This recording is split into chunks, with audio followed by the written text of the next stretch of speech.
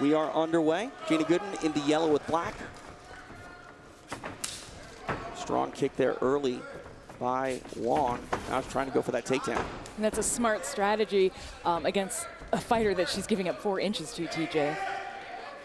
Inside the clinch here, we'll see if Goodin wants to remain here or if she'll make space and go back at range. This is where Goodin said she wanted to test out, you know, as an amateur, she couldn't throw elbows or knees to the face, and she wanted to test out those skill sets. She's doing a nice job of keeping Wong off balance, kind of keeping her unable to base out properly. Short little knee by Wong and return by Goodin. A lot of knees to the body here. Wong really content to throw knees. Would you like to see her trying to get off the fence? I would, but she's being prevented quite a bit by Goodin's head position.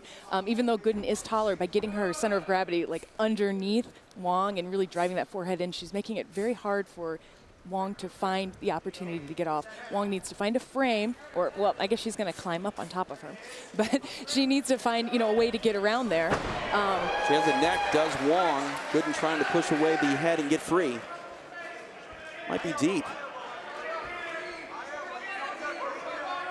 Trying to get free, and she does. Goodin now the butterfly guard, half butterfly of Wong. And that is the danger of jumping those guillotines, is getting slammed and losing some of that grip, losing some of that tightness. And back to full guard here for Wong. Wisely aware of her position, pushing off the fence and getting her back away from the cage. You can see each fighter's trying to get kind of that inside control position. Goodin so she can land some strikes and find an opportunity to pass. Wong so she can control the posture of the taller fighter. Good head pressure right there. You can see some damage on the leg from the kick in the opening frame. Run some heel kicks is Wong. Has to make sure she doesn't attack the kidneys. Or the spine. Or the spine. And you can see that posture is a really big factor in passing that guard or just in launching an attack for Goodin. Wong keeping her head down, keeping control of that, prevents Goodin from, you know, finding that way to pass or finding that hard ground and pound. Just past the halfway point here of round number 1. Goodin talked about wanting to land some ground and pound in this fight. She's got the position, but Wong wisely kneeing the body there off the cage. An innovative move for a fighter in their pro debut. Innovative, and she's also kind of locking through on that other leg. That butterfly hook, she's not really using it to elevate so much as finding that opportunity to kick and then locking back down. I like her hips, TJ. She's moving them back and forth quite well when she's trying to do those innovative movements from the cage. Throwing some elbows is Wong from bottom. She was controlling the arms of Goodin as well, really kind of nullifying her offense. She could maybe get a stand-up out of it, but Goodin now pressing her back up against the fence. And actually, the fence can be quite helpful for the fighter on the bottom. You can see Wong's using it as a way to push herself around, or a way to get better position, but she could also use it, get her back against the cage, and providing she doesn't get ground and pounded too much, use it as a get-up position. Nice hips. Great movement there. Wong not opposed to showing off her purple belt skills here on bottom. Not really going for any submissions, but, you know, content to stay on bottom, throw strikes, and try to control the pace here. And Genia Goodin again trying to swim for that inside control. She's pulling the shoulders down with her left arm, and Wong's using that as a way to kind of hinge on or hook onto her and not let her strike very much. She'll only get one arm free at a time right there, which actually puts the other arm a bit in danger. Guard wide open there of Wong. And now referee gonna step in, get a stand up. I mean, there was action on the ground, but a little bit of a nullification process. 30 seconds remain here in this opening round. And that right kick is what got her cracked with the right hand before. I would suggest that she put something in front of that, put some hands in front of that, although that's harder to do against a taller striker. Goodin comes high with the kick, blocked by Wong.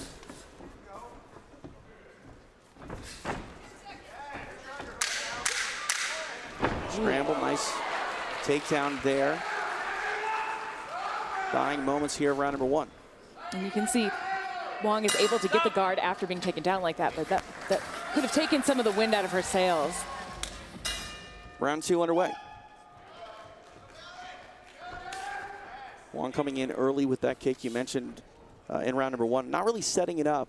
I think she's having a hard time really figuring out how to get inside that range and not get hurt. Yeah, and that's what she needs. Where she is right now is where she needs to be on the feet. She doesn't want to be at range. Again, trying to throw over with the head this time. Wong keeps her hips low, and she's able to wrap up that position and keep the slam from happening and come into, well, it looks like she's almost giving up leg lock positioning right there, but she's still crawling around there.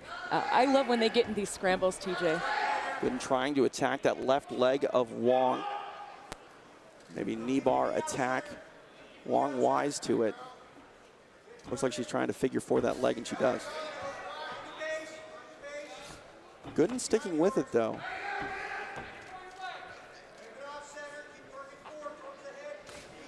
Wong's using this opportunity to get some more strikes in there to work the body. You know, when you go for these leg locks, you have to be pretty secure in trapping the hip. If you're going for a knee bar, you have to trap that joint above it. You can see she's also wrapping up or trying to get that foot lock in there as well, using the figure 4 position to actually work for her advantage. One thing that's really great here, both these women making their professional debuts and already playing a leg game. That's not something you would have seen just 5 years ago in mixed martial arts with the amateur circuit developing. So little right hands there by Wong, again striking from the bottom. Trying for a little calf punch action, but you can see Wong use this opportunity to get to the neck. She's not quite on her back, but she is pretty deep with that choke. For Goodin to get out of this, she has to stay very, very patient, get that choke off of her, fight the choke first, and then get to a better position on top. Wong needs to seriously work on that scramble. You know, she's going to have to, as she did, let go of that choke in order to get good hip positioning. 2 evenly matched athletes here in our opening contest of our Invicta FC 35 card. We see now short elbows again by Wong on the bottom. I like her striking attack. She's never letting Goodin really rest or be comfortable. I do too. I think on the ground, when she's basically nullified the reach, she's able to launch a really effective striking game, and it's nice to see. Halfway point of the fight here. 2.5 down, round number 2.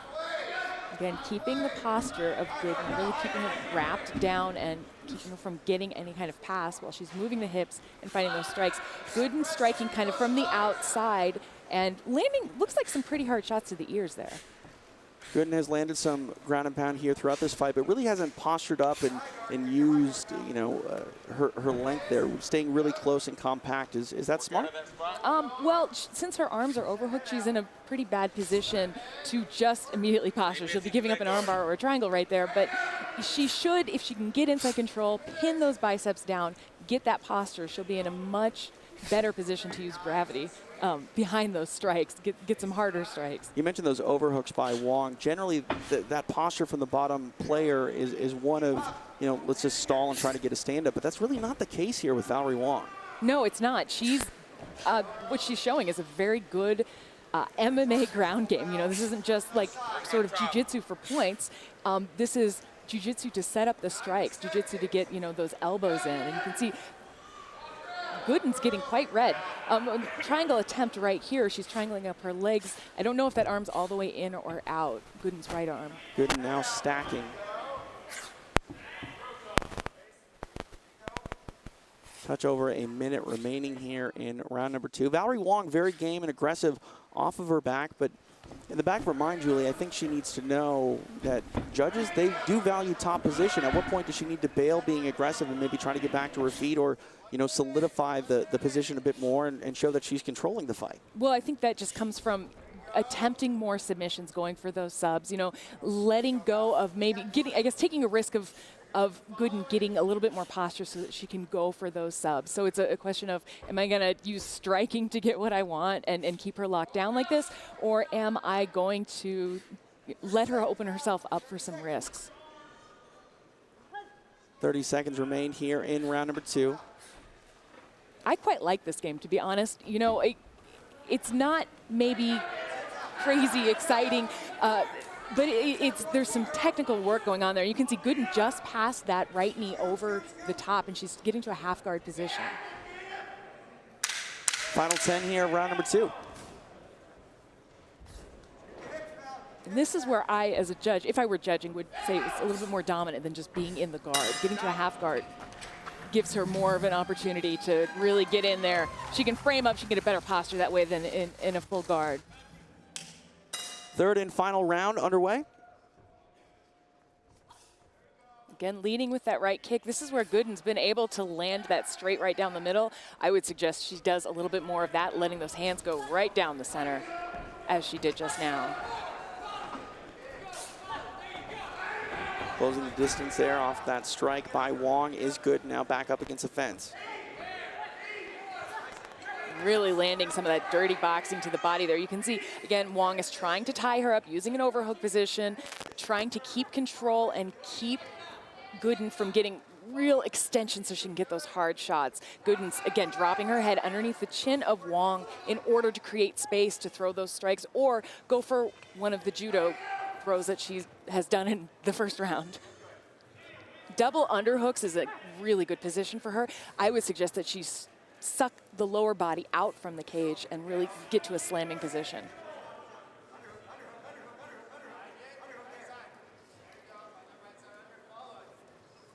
And this is interesting. It's a little bit of a reversal. Wong is the one being stifled here, right? Like she's the one who's any kind of offense is being shut down by that stifling, that pressure of kind of hooking onto her, holding on and keeping her in place.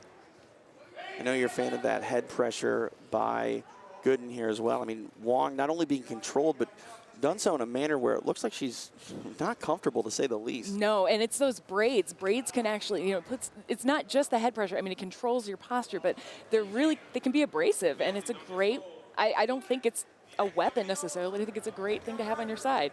I mean, they're almost like ropes, honestly. Like you want ropes pressed up against your face like that, not to mention the skull as well. I mean, definitely not comfortable. No, and they can chafe a bit there. You can see she's all tied up. I like their hand positioning here.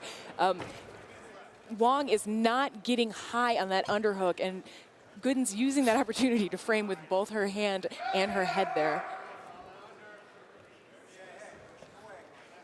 Wong trying to peel that arm away, unable to do so. And that high underhook is really breaking the posture. It's keeping Wong from being able to kind of base, which she's doing now with her leg. That's a good position to do. I would suggest she uses more with her hands. You have to do lower body, upper body a little bit more there to create that space and get some room. I think she's going to probably try to climb up for a submission again. Framing with that elbow, very nicely done. Not able to break the forward posture, though, and the pressure here from Goodin. And Goodin content to stay here as well. I mean, she's controlled a lot of this fight. Doesn't seem like she wants to leave this position and bring it back out to her space. And she's basically fighting as she was on the ground, head down, you know, hips away. But in this case, because they're standing, she's able to create much more of an offense. Queen of Spades, Shayna Baszler checking in on Twitter. We love that. Appreciate her. You can do so as well. TJ DeSantis, at JulesK_fighter, at Invicta Fights, hashtag Invicta FC 35. 90 seconds remain in this fight. And, you know, I tend to mention this when fighters are in these clinch battles against the cage. They are exhausting. It's fighting for these tiny little inches, fighting for, as the Queen of Spades said, position before submission or position before offensive striking. And it's really tiring. That was nicely done there by Wong, getting her hips to the side. Goodin was able to come back and square up a little bit and keep her pinned there. But for a second there, she had a nice angle there. I think Nick Barron's, the referee, doing a pretty good job letting these ladies work against the fence. The action really hasn't lulled. And, of course, I said it, so, of course, we're going to restart it, right? With the 1 minute left, I think he's thinking, let's get some more striking. And that's where, you know, Wong needs to find that exit, get tied up again, but tied up and where she's more comfortable. Kick comes high, glances the head there of Wong. Loading up on some punches. Ooh. Back into the clinch. Looked like a little bit of a head clash there. Under 30 seconds remain here in this strawweight fight. Now, with those double underhooks, she should really think about breaking down Wong's body. You know, keeping her hips out like that, it is hard to launch attacks. Wong is shifting her hips side to side, trying to use a brace, trying to get some of those knees in there and not create that flat surface. 10 seconds, Val, let's go.